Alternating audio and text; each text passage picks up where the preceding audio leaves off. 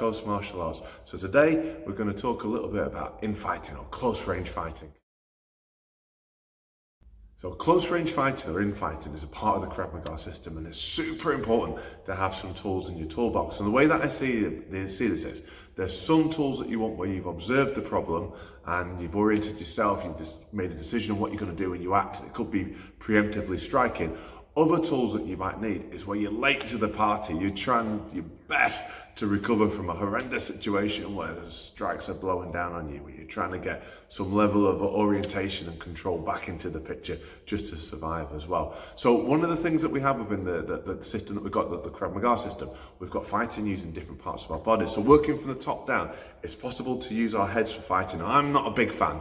I'm not personally a big advocate of headbutts and this style of fighting, but there's times when it's appropriate, there's times when it's necessary, and at the end of the day, the principle is you want your best weapon, the most effective weapon that you've got, that's closest to the most vulnerable target of somebody else, to do the most amount of damage in the least amount of time. So in that situation, if somebody's right in front of your face and they're taking your hands out of the party, this might be the most appropriate weapon that you've got. On the same token, though, there's other things that we can use. We've got our fingers.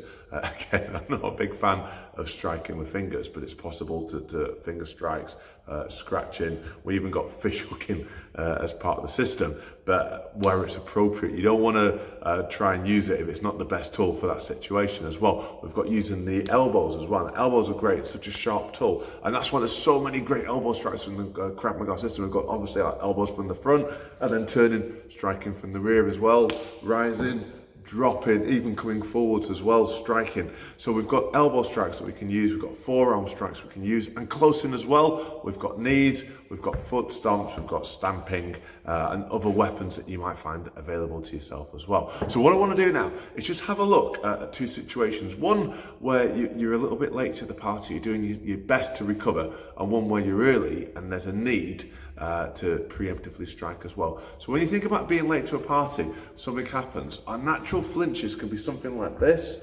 or something like this as well. I'm going to base this one on a flinch, which is very natural, wanting to go into that fetal position. If the blows are raining down, we quite often do our best to cover up, to protect ourselves. So we're going to do one based on that flinch. So from here,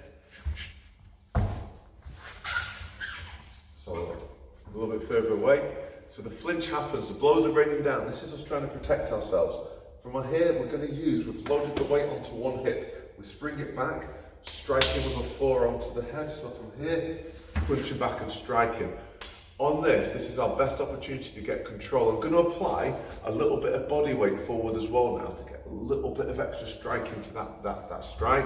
And I want to move the attacker's head off the line to ruin their structure really, so it's forward and try and break their balance. Now from here, as soon as I can, I need to take advantage of this initiative and get a strike in. I've got to redirect their brain for the pain to give me the best opportunity to escape or to do a blow that will change the mindset. So from here, there's a knee strike. And me personally, I don't want them to be able to reorient. I mean, knee strikes are great, but they're not a unicorn. They're not a magical self-defense techniques. People recover from them quite quickly.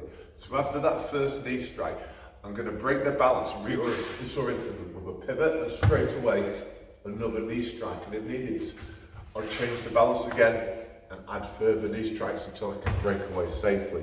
So one last time, coming in, forward, body adjustment, knee strike,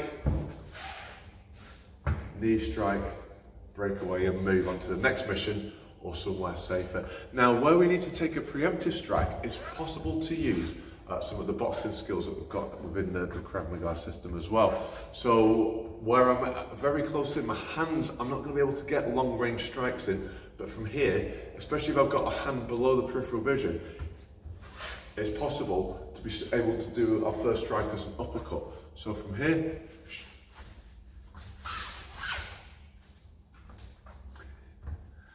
we've got an uppercut, a hook, and maybe a cross, or depending on how close you are, an elbow, control if needed, or breakaway. So one last time, guys. So in that close range situation, yes, we've got great weapons. We've got heads, forwards, backwards, to the side, elbows, coming in close, knees, fingers, biting, shouting, scratching, begging, all these great things as well. But when we've got to reorient because the strikes are raining down on us, if our natural reaction is somewhere between this or this, first technique, and second technique using some boxing skills that we've got as well. So from here,